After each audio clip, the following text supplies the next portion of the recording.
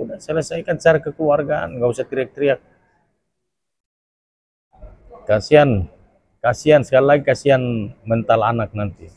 Jadi apapun itu, mau anak di luar nikah, di dalam nikah, tetapi ada haknya anak itu, tapi walaupun tidak besar. Kita mau pakai undang-undang perzinahan, dia lakukan 2021 kalau nggak salah. Sementara undang-undang itu baru keluar 2023. Undang-undang yang mana kita mau pakai, 2021 atau 2023? 2021 belum ada itu undang-undang. Kalau bijaknya, saya bilang mediasi aja. Saya masing-masing menyadari diri, introspeksi diri, bahwa kita manusia masing-masing punya kelemahan, punya kekurangan, anggaplah itu suatu kelalaian. Duduk bersama, udah sudahin inilah. Nggak usah lagi bikin gaduh di medsos soal ini, karena tadi yang saya bilang, kembali lagi ke mental anak itu, kasihan. Karena poinnya ada di istrinya. Kalau RK akan keluar kalau istrinya melapor, itu aja. Menurut pandangan saya, kita lihat memang ketika saya mengikuti di medsos soal Ridwan Kamil dan Lisa ini, kita lihat bahwa beberapa hari ini begitu gaduh di medsos ya. Saya melihat begini loh, sebenarnya mereka ini kan melakukan ini kan suka sama suka, kan begitu. Jadi lebih, kalau saya jadi perempuan, saya nggak mau merumbar di medsos begini. Kenapa? Lebih ke mentalnya anak. Kasihan mentalnya anak. Jadi ya, waktu kamu ngelakuin, kamu nggak teriak-teriak. Begitu sekarang baru kamu teriak-teriak. Kan kasihan, udah punya anak. Anak itu kalau dewasa nanti, wow, kasihan. Kalau begitu dia sudah mengerti, sudah paham satu waktu. Sekarang belum, tapi kita pikir nantinya gitu. Jadi harusnya, kalau menurut saya, kalau seandainya saya jadi perempuan itu, saya nggak mau lah teriak-teriak di medsos. Ya. Menurut saya sulit untuk dia tuntut, kecuali istrinya yang melapor soal perzinahan, perselingkuhan ini. Karena kalau dia menuntut RK, ya sama-sama mereka lakukan, gimana? Siapa yang melakukan zina, siapa yang enggak, kan begitu ceritanya. Ya kan? Jadi kalau kita mau pakai undang-undang perzinahan, dia lakukan 2021 kalau nggak salah. Sementara undang-undang itu baru keluar 2023. Undang-undang yang mana kita mau pakai, 2021 atau 2023? 2021 belum ada itu undang-undang. Kan begitu.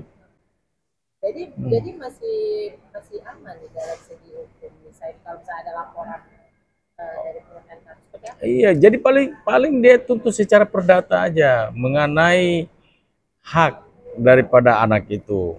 Karena KUH Perdata mengatur itu. Jadi apapun itu, mau anak di luar nikah, di dalam nikah, tetapi ada haknya anak itu, tapi walaupun tidak besar.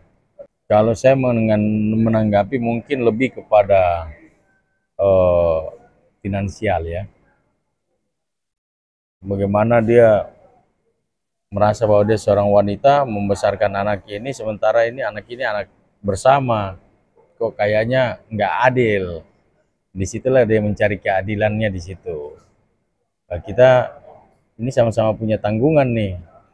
Kok jadi gue sendiri yang nanggung ini anak, kan gitu. Jadi lebih ke finansial lah. Karena situasi ekonomi kita juga kan nggak baik-baik aja. Jadi dia merasa bahwa ini kedepannya nih berat ini. Wah, udahlah. Dia mesti cari bapak biologisnya ya kan? Nggak mungkin dia cari bapak yang lain kan gitu. Tapi kan RK juga kan nggak mengakui juga. Iya, tes DNA itu atas persetujuan bersama. Kalau RK-nya nggak mau, ya susah juga mau dipaksa tes DNA, ya kan?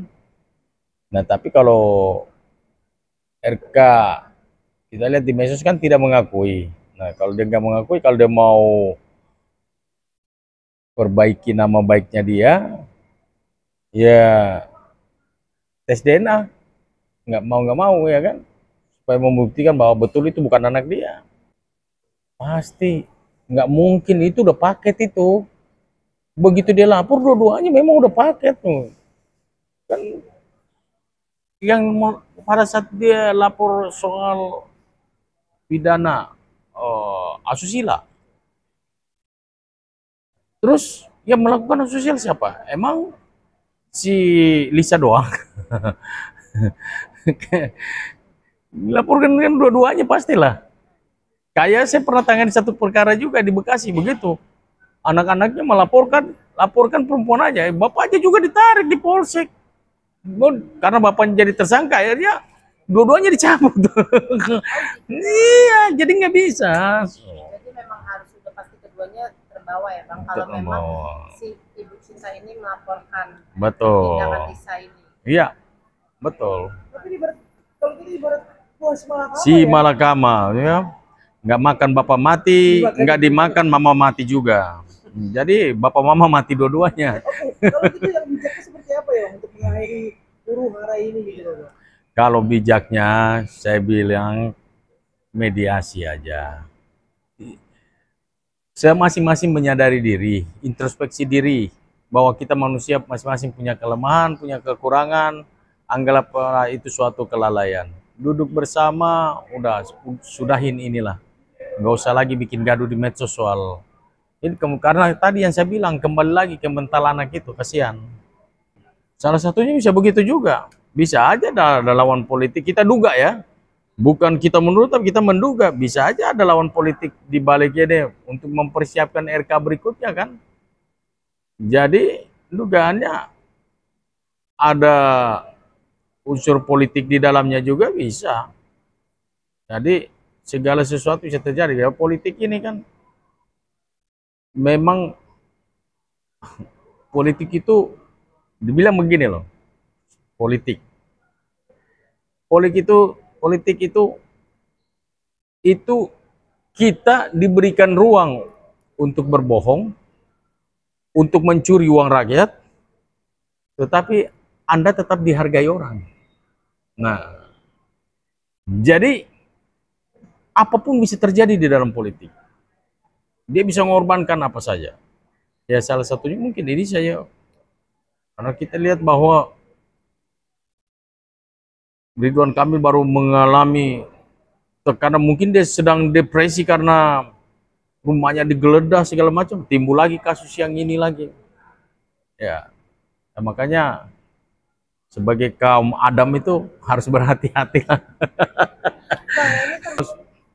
Saya setuju dan tidak setuju juga. Karena apa? Mungkin di sisi lain kan RK kenapa nggak keluar? Dia paling mungkin nggak kasih keluar juga, paling lawyernya dia ataupun juru bicaranya dia.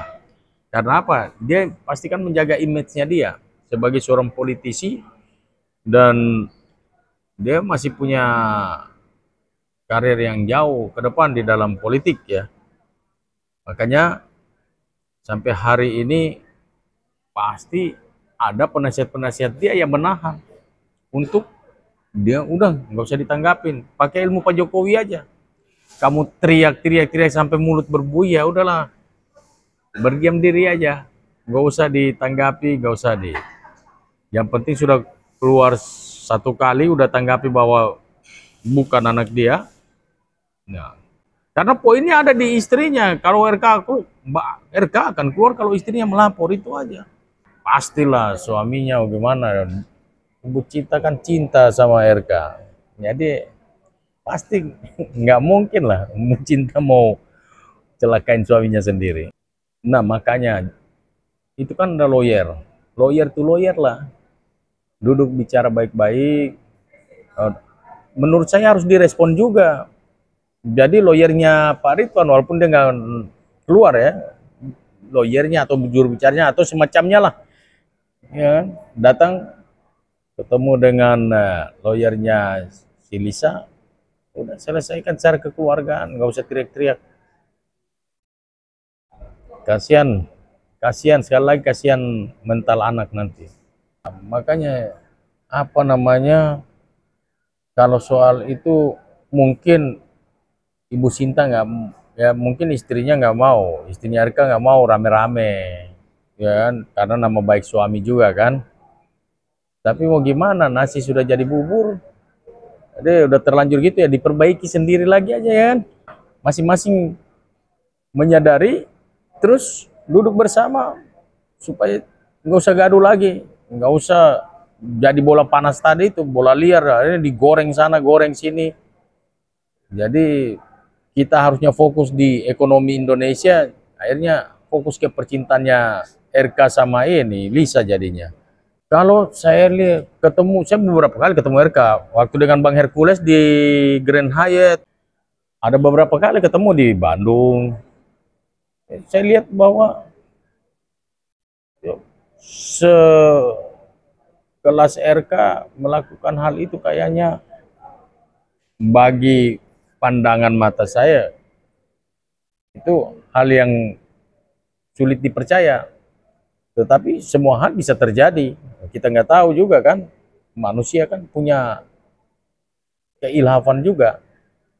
Jadi mungkin pada satu titik dia sedang nggak sadar diri atau bagaimana, sehingga itu bisa terjadi. Tapi kalau menurut saya, pada saat saya ketemu, saya bersalaman juga. Akan waktu itu kan beliau yang suruh ajudannya kasih kartu nama ke Bang Hercules pada saat itu. Ada saya di sampingnya. Kami dikasih kartu nama. Main-mainnya ke Bandung, saya Ridwan Kamil, waktu di Grand Hyatt. Ya, lihat sih, wah itu berwibawa dan kemudian orangnya juga low profile. Akhirnya untuk melakukan tindakan amoral seperti itu jauh lah. Tapi ya mau gimana, ini terungkap di medsos seperti ini, ya harus diklarifikasi kalau mau dibilang bahwa itu nggak benar. Terima kasih Bang.